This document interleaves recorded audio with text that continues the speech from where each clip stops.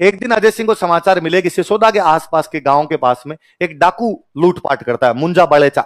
अमीर गया और सेना को लेके और मुंजा बड़ेचा का सिर काट के लाया। और अजय सिंह बड़ा राजी हुआ। अजय सिंह ने कहा, यार वाह भतीज, ये हुई ना बात, विषम घाटी पंचानन, वीर राजा और प्रबल।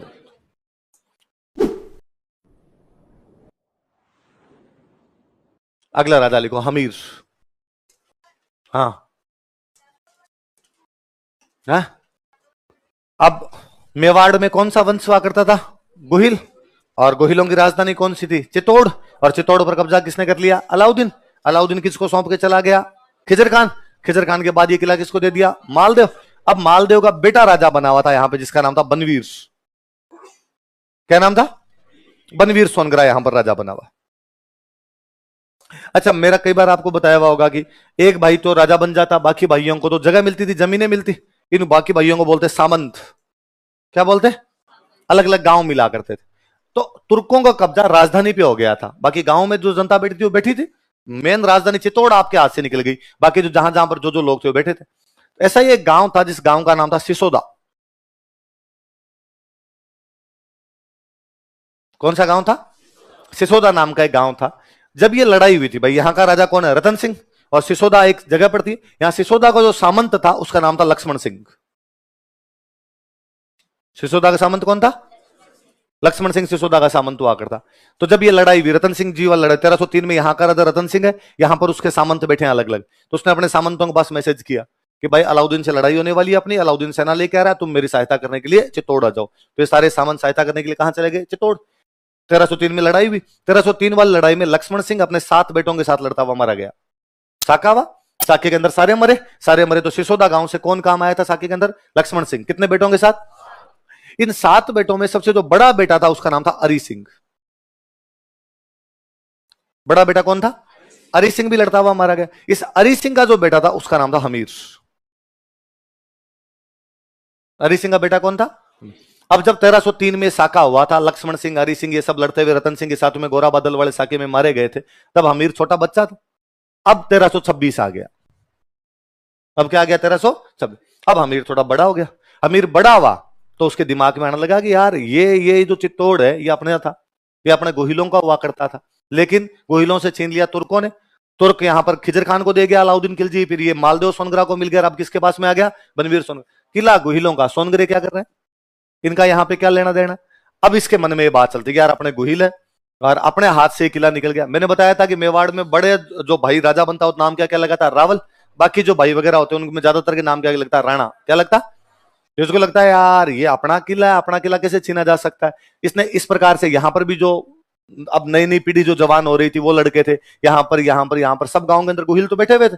इसने बाकी गोहिलों के पास में मैसेज करना शुरू किया कि किला अपने जीतेंगे। इसने एक सेना इकट्ठी की। सेना इकट्ठी करके इसने एक दिन यहां पर हमला किया, बनवीर सोनगरा को हराया और बनवीर सोनगरा को हराकर चित्तौड़ पर वापस क्या कर लिया? अधिकार। तो रतन सिंह से हाथ से चित्तौड़ का किला निकल गया था। वह गोहिल जो चित्तौड़ के किले पर वापस कब्जा करता है वो कौन सा था? कौन सा था? हमीर। कौन से गांव से गया था? इसलिए कहा गया कि अब जो गोहिल है वो सिसोदिया गोहिल है। कौन से गोहिल है? कौन से गांव के गोहिलों ने वापस चित्तौड़ पर कब्जा किया था? सिसोदा गांव के। इसलिए अब जो गोहिल थे वो क्या कहलाए? अच्छा, मैंने बताया था ये नाम क्या, टाइटल क्या लगाते हैं? राणा। तो इसके बाद में मेवाड़ में जितने भी राजा बने नाम क्या लगाया करते थे?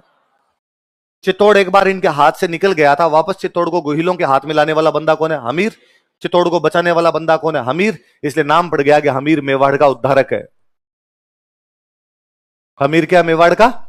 तो कोई पूछे कि मेवाड़ का उद्धारक किसे कहा जाता है? किसे कहा जाता है? अमीर। कौन से गांव से गया था? राजसमंद में गांव पड़ता है। कहां पर गांव पड़ता है? इसलिए आज के बाद जितने भी गोहिल थे वो क्या कहलाए? क्या कहलाए? ये रीजनिंग वाला वैसा कुछ सवाल है कि सभी सिसोदिया गोहिल है पर सभी गोहिल सिसोदिया नहीं है। रीजनिंग में निकालते हो सभी फूल पत्ती है पर सभी पत्ती फूल है, सभी सिसोदिया गोहिल है। भाई सिसोदिया गोहिल होना ही है, गोहिल ही थे। सिसोदा गांव वाले जो गोहिल है वो क्या कहलाते हैं? सिसोदिया। पर इस गांव वाले सिसोदिया नहीं होंगे, है तो ये भी गोहिल। तो सिसोदिया गोहिलों की एक ब्रांच थी जो बाद में यहां पे राज करने लग गई थी। बोले बड़ी बात। फिर लाइन चेंज करके लिखो। इसने राणा उपाधि का प्रयोग किया। He adopted title of Rana. इसने राणा उपाधि का प्रयोग किया। He adopted title of Rana.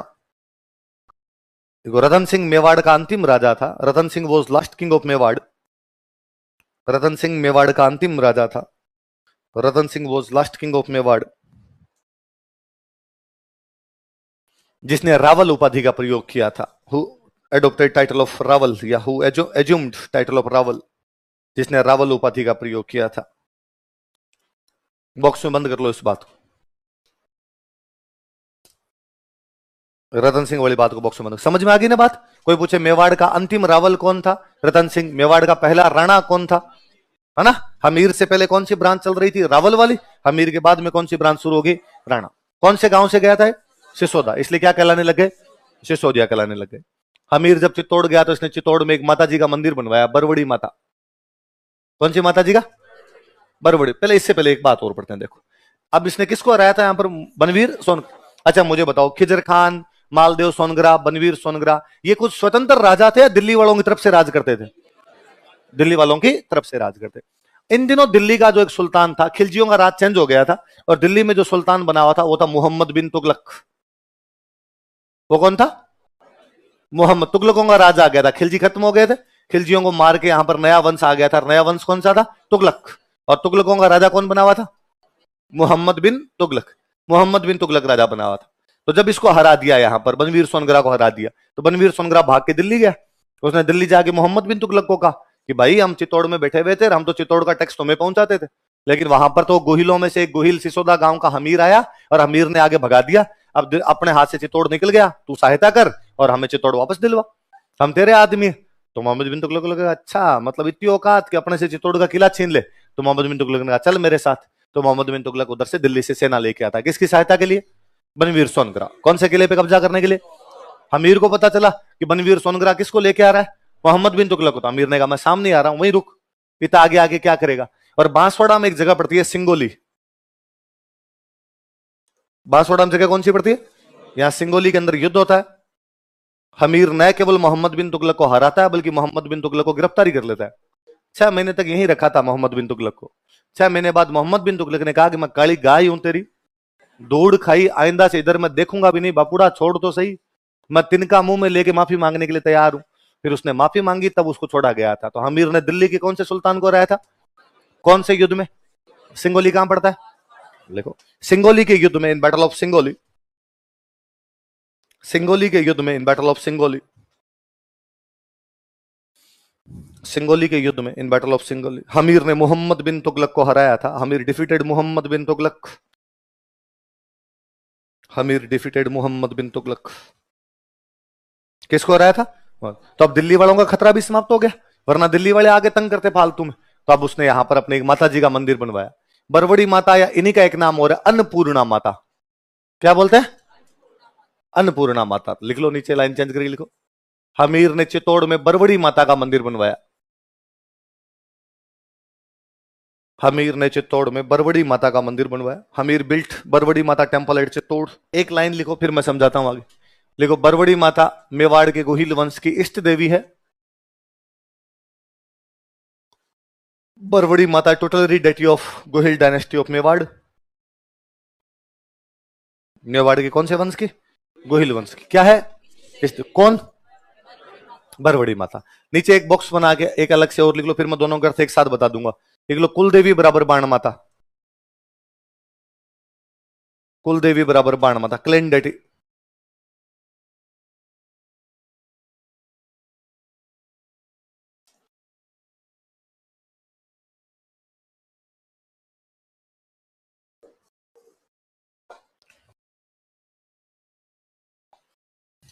सुन लो, थोड़ी सी बात सुन लो। देखो, दो टर्म यूज में लिए हमने। एक तो हम क्या बोल रहे हैं? इस देवी, या कई जगह आपको बुक बुक देखेंगे तो वहां पे आपको एक नाम और मिल जाएगा, आराध्य देवी। क्या मिल जाएगा? एक ही मतलब होता, दोनों में कोई अंतर नहीं होता। किसी भी कुल की एक निश्चित देवी होती। मैं शुरुआत की क्लासों से आपको बता रहा हूं कि प्रत्येक व्यक्ति का कोई ना कोई एक ही कुल होता है, और उस कुल की एक निश्चित क्या होती है? देवी। वो तो क्या होती है? उस वंश का व्यक्ति, उस कुल का व्यक्ति, उस डायनेस्टी का व्यक्ति किसी भी जगह पे चला जाए, उनकी कुल देवी कभी भी चेंज नहीं होती। कुल देवी तो वो की वो रहती है। परंतु किसी कुल का व्यक्ति किसी जगह पे जाके रहने लग जाता है और वहां की किसी लोकल देवी को और मानने लग जाए, तो वो उनकी क्या हो जाती है? क्या हो जाती है? आराध्य देवी। आराध्य का मतलब तो पूजा करना, मतलब और किसी की भी पूजा करना लग जाए तो वो उनकी इष्ट देवी हो जाए, या कैसी हो जाए? आराध्य देवी। आप यूं समझ लीजिए कि कुल देवी एक ही होती है, इष्ट देवियां कई हो सकती है। हो सकता है मुझे 4 माता जी अच्छी लगेगी यार, इन 4 की पूजा करूंगा, तो मेरी 4 क्या होगी? इष्ट देवियां। लेकिन कुल देवी हमेशा इसका मतलब है कुलदेवी कंपलसरी होती है, इष्ट देवी ऑप्शनल है ना। कोई चाहे तो मान ले, चाहे तो ना माने। तो मेवाड़ वालों की, गुहिलों की कुलदेवी तो हमेशा ही कौन सी थी? बाण माता। लेकिन हमीर ने एक और माता जी की पूजा करनी शुरू कर दी, वो कौन सी हो गई? बड़ी बड़ी माता। तो वो उनकी क्या कहलाने लगे? आगे बात समझ। लिखो हमीर की उपाधियां, टाइटल्स ऑफ हमीर। अरे एकदम लेफ्ट साइड में लिखना, आगे थोड़ी जगह छोड़ना, थोड़ी बातें और लिखेंगे अपने। देखो विषम घाटी पंचानन,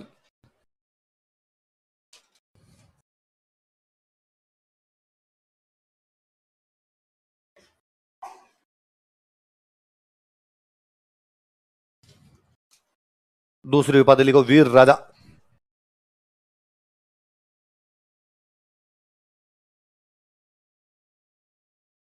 तीसरे लिखो प्रबल हिंदू।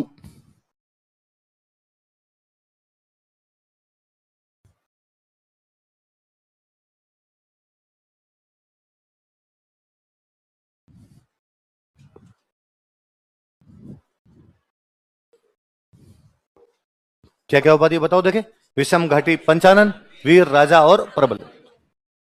एक एक की बात करते हैं। देखो मैंने शुरू शुरू की क्लासों में एक बार हमीर के बारे में एक दोहा लिखाया था आपको, सिंह गमन सतपुरुष वचन कदली फले एक बार तिरिया तेल अमीर अटे। तब मैंने बताया था आपको, शेर के बारे में कई बातें बताई थी। तब मैंने कहा था कि शेर के बारे में कहा जाता है कि सब दिशाओं के अंदर देख लेता है, उसकी नजरों से कुछ भी बचता नहीं है। तो हम कहते हैं शेर के 5 मुंह होते हैं। शेर कितने मुंह होते हैं भाई? सामान्य आदमी 4 दिशाओं में देख पाता है, शेर तो के ऊपर का भी ध्यान रख लेता है। उसके 5 मुंह है, एक प्रकार से 4 मुंह नहीं 5 मुंह, चारों दिशाओं में 4 मुंह से देख रहा है, ऊपर और देख रहा है। मस्तक को बोलते हैं आनंद। मस्तक को क्या बोलते हैं? रावण के 10 मस्तक थे, इसलिए रावण क्या कहलाता है? दशानन। शेर के 5 मस्तक माने गए, इसलिए शेर क्या कहलाता है? पंचानन। क्या कहलाता है? तो पंचानन का मतलब क्या हुआ? शेर। घाटी का मतलब होता है युद्ध। घाटी का मतलब, विषम का मतलब होता है कठिन। विषम का मतलब नहीं कहते, विषम परिस्थितियों में उसने ये काम किया। विषम का मतलब क्या हो गया? कठिन। अब देखो आप, कठिन युद्ध शेर, मतलब वो कठिन युद्ध में शेर के समान था। कठिन युद्ध में किसके समान था? जितना कठिन युद्ध होता उतना अच्छा लड़ता। किसके समान लड़ता? शेर की तरह लड़ता। मतलब कठिन युद्धों में भी घबराने वाला आदमी नहीं था। आगे हमीर के बाद में हम पढ़ेंगे, हमीर की 3-4 पीढ़ी छोड़ के आगे एक राजा बना था, उस राजा का नाम था कुंभा।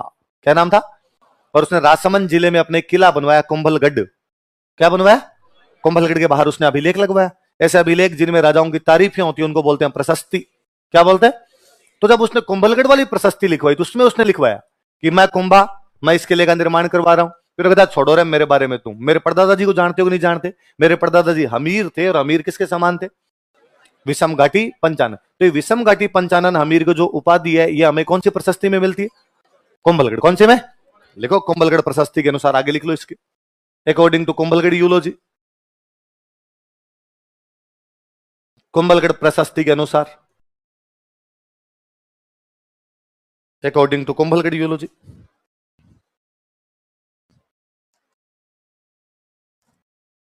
बापा रावल।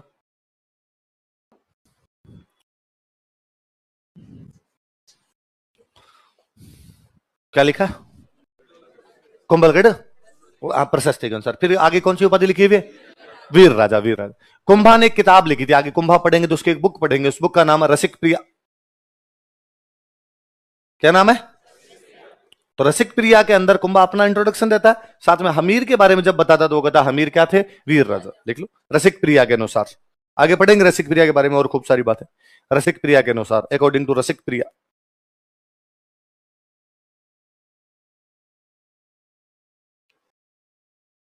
रसिक प्रिया के अनुसार, अकॉर्डिंग टू रसिक। एक उपाधि क्या उसकी? ऐसा कर्नल टोड कहता है। कर्नल जम्सटोड ने हमीर को क्या कहा था? प्रबल हिंदू। लिख लो कर्नल जम्सटोड के अनुसार, अकॉर्डिंग टू कर्नल जम्सटोड। कर्नल जम्सटोड के अनुसार, अकॉर्डिंग टू कर्नल जम्सटोड। किसके अनुसार? और सुनो देखो, कौन से गांव से गया था ये हमीर? कौन से गांव से गया था? थोड़ी सी एक बात बताता हूं। मेवाड़ में एक राजा बने थे जिनका नाम था कर्ण सिंह। क्या नाम था? कर्ण सिंह। कह दो इन्हीं का एक नाम और था रण सिंह। दो नाम मिलते हैं हमें। क्या मिलते हैं? कर्ण सिंह और रण सिंह। दो बेटे हुए। एक बेटे का नाम था क्षम सिंह। क्या नाम रखा गया? क्षम सिंह। एक बेटा था, उसका नाम था राहप। एक बेटा का नाम क्या रखा गया? श्याम सिंह। एक का नाम क्या रखा गया? बड़ा बेटा राजा बनता था। मेवाड़ में राजा को क्या बोलते थे? रावल। तो ये तो चित्तौड़ भाई, बड़े बेटे को क्या मिलेगी? राजधानी। जो राजा बनेगा राजधानी मिलेगी। तो राजधानी तो किसको मिलेगी? श्याम सिंह को। और ये क्या बन गया? मेवाड़ का रावल। छोटे बेटों को हमेशा क्या मिलते? गांव। तो राहप को जो गांव दिया गया था, गांव था सिसोदा। कौन सा दिया गया था? और राहप ने जो टाइटल धारण किया था कौन सा था? कौन सा था? अब इधर श्याम सिंह के बाद में इसका बेटा, पोता, पड़पोता, सड़पोता, लड़पोता बनते रहे। और यहां पर यूं करते करते आ गए रतन सिंह। कौन आ गए? यहां पर इसका बेटा, पोता, पड़पोता, सड़पोता बनते रहे। और यहां पर आ गया लक्ष्मण सिंह। यहां पर कौन आ गया? और लक्ष्मण सिंह अपने 7 बेटों के साथ लड़ता हुआ मारा गया 1303 वाले हमले में रतन सिंह के साथ में। इन 7 बेटों में सबसे बड़ा बेटा कौन था? हरि सिंह। तो ये लक्ष्मण सिंह, हरि सिंह, हमीर, ये सारे किसके वंशज हैं? राहप के। तो ये सिसोदा गांव से गए थे। सिसोदा गांव की स्थापना किसने की है? किसने की है भाई? सिसोदा गांव में जाने वाला पहला को राणा था, तो वो बंदा कौन था? राहप। नीचे एक लाइन में लिख लो और बॉक्स में बंद कर लो। राहप ने सिसोदा गांव की स्थापना की थी। Rahap founded village named Sisoda. Rahap ने सिसोदा गांव की स्थापना की थी। Rahap founded village named Sisoda. हालांकि इस गांव के नाम के पीछे बड़ी जोरदार कहानी है। कहते पहले इस गांव का नाम सिसोदा नहीं था, अल्लाह जाने क्या नाम था, पर सिसोदा इस गांव का नाम नहीं था। कहते हैं कि मेवाड़ में जो गुहिल थे, इनको एक वो वरदान ही था। इनके बारे में एक बात कही हुई थी कि भाई गुहिल जो भी होंगे वो शराब नहीं पिएंगे। क्या नहीं पिएंगे? इसलिए मेवाड़ का कोई भी राजा शराब नहीं पीता था। मेवाड़ के राजाओं ने कभी शराब नहीं पी। तो राहब के लिए कहते हैं कि राहब भी गुहिल है। राहब जब छोटा था तो एक बार, राहब छोटा क्या था मतलब काफी, जब सिसोदा आ गया तो उसके बाद की बात है। राहब एक बार बीमार हुआ, खांसी वांसी आई, ज्यादा खांसी आई तो किसी ने कहा लिटिल लिटिल दो गरम करके सोते टाइम दे दो तो एकदम क्या हो जाएगा? ठीक। अभी तक कहते हैं घरों में, है ना, सर्दी में खांसी वांसी हो जाती है, रहेगा दो छोटे छोटे दे दो, इससे टापर की खांसी तो क्या हो जाएगी? दूर। तो राहब को शराब पिलाएगी। वो खांसी थी दवाई के रूप में, और राहब को बताया नहीं, तो दवाई के अंदर मिला के, पानी के अंदर मिला के दे दी, ले ले खांसी ठीक हो जाएगी। राहब को बाद में पता चला कि भाई मुझे क्या पिला दी गई थी? शराब। और उसे बड़ी गिल्टी फील हुई। उसे लगा यार मैं गुहिल हूं और मेरे वंशजों, मेरे पूर्वजों ने कभी कहा था कि हम शराब के हाथ नहीं लगाएं, यार मुझे यार ये शराब पिला दी। तो उस बंदे को इतनी गिल्टी फील होती है, सुसाइड कर लेता है। तो पहले सुसाइड करने का ये अच्छा तरीका ही हुआ करता, शीशा पीस के खा जाया करते। शीशा एक धातु होती है, लेड, लेड जिसको आप बोलते हो, तो शीशा पीस के खाने वाने में मिला के किसी ना किसी प्रकार खा जाते। तो कहते शीशा ना आपकी आहार नली को काट देता है, खून की उल्टियां होती है कई इधर, और खून की उल्टियां होकर आदमी मर जाता है। तो राहब शीशा पी के मर गया था, इसलिए जगह का नाम सिसोदा पड़ा। जगह का नाम क्या पड़ा? कि सिसोदा के पीछे की भी कहानी, कोई शीशा पी के मरा, इसलिए जगह का नाम क्या पड़ा? सिसोदा। और सिसोदा से बाद में हमीर गया था, इसलिए ब्रांच कौन सी आ गई? कौन सी ब्रांच आ गई? याद रहेगी बात, क्यों बताने के लिए। और बताता हूं एक बात, आपको याद रखना, लिखनी नहीं। यहाँ पे रतन सिंह वाली उस 1303 वाली लड़ाई में कौन सा सामंत लड़ता हुआ मारा गया? लक्ष्मण सिंह। अपने कितने बेटों के साथ? सबसे बड़ा बेटा कौन था? और इस हरि सिंह का बेटा ही कौन था? कौन था? अमित। ऐसा कहा जाता है कि 1303 से पहले जब लक्ष्मण सिंह यहाँ पे सामंत हुआ करते, हरि सिंह उनका सबसे बड़ा बेटा था। हरि सिंह राजकुमार हो गया एक प्रकार से। सिसोदा का सामंत कौन है? लक्ष्मण सिंह। और उसका राजकुमार कौन है? हरि सिंह। लक्ष्मण सिंह मरेगा तो अगला सामंत कौन बनेगा? हरि सिंह। हरि सिंह एक बार अपने दोस्तों के साथ में शिकार खेलने के लिए गया। तो जब वो दोस्तों के साथ शिकार खेलने के लिए जा रहा था घोड़ों पर बैठ के, तो खेतों के बीच से एक लड़की अपने भैंस को पानी पिलाने के लिए जा रही थी। तो भैंस की रस्सी उस लड़की ने अपने हाथ में पकड़ रखी, और ये हरि सिंह और हरि सिंह के दोस्त अपने घोड़ों पर बैठ के जा रहे। राजकुमार हरि सिंह के किसी एक दोस्त ने उस लड़की को छेड़ दिया, तो उस लड़की पे कोई कमेंट पास किया, तो उस लड़की गुस्सा है, उस लड़की ने वो अपनी जो रस्सी थी उस रस्सी को घुमा के उसके घोड़े के पैरों में फेंका। क्या पता किस प्रकार से उसने फेंका कि घोड़ा और घुड़सवार दोनों जमीन पे। तो साथ वालों ने देखा क्या हुआ, कैसे गिर गया। लड़की अपनी भैंस लेके आगे निकल गई, क्योंकि साथ वालों ने कहा इसने उसको छेड़ दिया था, और उस लड़की ने पता नहीं कैसे रस्सी फेंकी घोड़े के पैरों में, घोड़ा गिरा, साथ में ये गिर गया। तो साथ वालों ने कहा वाह खड़ा हो जा, खड़ा हो जा, किसी ने वीडियो नहीं बनाया तेरा, नहीं बताएंगे किसी को जाके। और वहां से पर इनको लगाया यार लड़की ठीक बहादुर है। ये वहां पे जंगली सुअर का शिकार करने के लिए गए थे। किसका शिकार करने? और अपने राजतंत्रों के दौर में जंगली सुअर का शिकार सबसे अच्छा शिकार माना जाता था। जंगली सुअर के लिए कहते हैं कि बड़ा शक्तिशाली जानवर होता है जंगली सुअर। जंगली सुअर के आगे दांत निकला हुआ रहता है, दांत एकल खोलडाई बोलते हैं, एक दांत निकला हुआ होता है उसके। और कहते इतना ताकतवर होता है जंगली सुअर कि घोड़े के वो दांत लगा के घोड़े को उछाल दे, ऊपर से फेंक दे। जंगली सुअर में इतनी ताकत होती है, इसलिए जंगली सुअर को जब मारने जाते तब 5, 7, 10 लोग इकट्ठे होके जाते। अकेला बंदा जाए तो जंगली सुअर उसको मार दे। और अपने राजस्थानी में तो जंगली सुअर की बहादुरी की इतनी कहानियां क्यों बताया गया कि जंगली सुअर शेर से भी ज्यादा ताकतवर होता है। और अपने कहानियों में इस प्रकार की बातें हैं, ये मतलब जंगली सुअर एक जगह अपनी वाइफ के साथ में, मादा सुअर के साथ में कहीं पर बैठा हुआ है। अपने तो मादा सुअर तक के नाम दिए हुए हैं, भूंडण। सुअर की जो वाइफ होती है उसको क्या बोलते हैं? अरे ये राजस्थानी भाषा की बड़ी जोरदार विशेषता है कि अपने हर चीज के लिए शब्द है। कि हिंदी में सुअर की वाइफ कि मादा सुअर, अपने मादा सुअर नहीं, अपने उसको क्या कहते हैं? ऊंट की वाइफ हिंदी कहती है ऊंटनी, अपने कहते हैं सांड। कहते हो ना, अलग नाम है उसका। हिंदी में कि कुत्ते का बच्चा पिल्ला, बिल्ली का बच्चा पिल्ला, अपने नहीं है। अपने कुत्ते का बच्चा कुकरियो, बिल्ली का बच्चा मिनियो, अलग वर्ड है ना। तो हिंदी तो भाषा ही नहीं है ढंग की। हिंदी में राजस्थानी जितने शब्द ही नहीं है, राजस्थानी शब्दों से भरी पड़ी है। ऊंट के 400 पर्यायवाची हैं, ऊंट के। और 10-12 नाम तो अपने गांव का अनपढ़ आदमी लेता है। कि ऊंट पैदा हुआ तब उसको क्या कहते हैं? कि छोटा है टोडियो, नहीं बोलते ऊंट उसको, उस समय उसको टोडिया। कभी देखा आपने ऊंट पे छोटा सा बच्चा उसको दे ऊंट आ गया, ऊंट आ गया ना, टोडिया बोल। फिर ऊंट जब भागता है तो क्या कहते हैं? नहीं भागता, बीच में खड़ा हो जाता है तो क्या कहते हैं? सर्दी में क्या कहते हैं? गर्मी में क्या कहते हैं? जब उसके झाग मुंह से निकलते हैं तो क्या कहते हैं? पैर में लग जाए तो क्या कहते हैं? बोझा उठाए तो क्या कहते हैं? सवारी लेके जाए तो क्या कहते हैं? बूढ़ा हो जाए तो क्या कहते हैं? 400 नाम है। खाली ऊंट के कितने नाम है? तो इस मामले में राजस्थानी भाषा बड़ी रिच है, और जिस भाषा में जितने अधिक शब्द होते हैं वो भाषाएं उतनी ज्यादा समृद्ध मानी जाती है। तो वैसे वैसे सुअर की वाइफ को क्या कहते हैं? तो अपने कहानियां है कि भाई एक कोई जोड़ा है सुअर और उसकी भूंडन का, और भूंडन अपनी गुफा से बाहर जाके देख के आई, और उसने सुअर को आके कहा कि आज मरेंगे जिसमें शक नहीं है। आज बाहर 10-15 एक भाले ले लेके तैयार खड़े हैं, और आज अपने मर जाएंगे, और इससे अच्छा अपने यहां से भाग जाएं तो कम से कम जान तो बच जाएगी। तो सुअर वापस कहता उस भूंडन को कि मगरो छोड़ू हूं नहीं, भूंडन मत बिलमाए। मगरा मतलब होता पहाड़, मगरा मतलब मोती मगरी के महल बनवाए। आगे अपने से पढ़ेंगे मोती मगरी, हिरण मगरी से नाम पढ़ेंगे। तो उदयपुर साइड में पहाड़ों को क्या बोलते हैं? मगरे। तो मगरो छोड़ू हूं नहीं, कि मगरा छोड़ के कहीं भी नहीं जाऊंगा। भूंडन मत बिलमाए, बिलमाने का मतलब होता है राजी करना, कि तू मेरे को राजी मत कर ये छोड़ने के लिए, मैं ये छोड़ के कहीं भी नहीं जाऊंगा। सेला टकरा झेल स्यूं, सेल मतलब होता है भाला, सेल मतलब क्या होता है? सेला टकरा झेल स्यूं, मैं भालों की टकरें झेलता रहूंगा, भजा वंश ल जाए।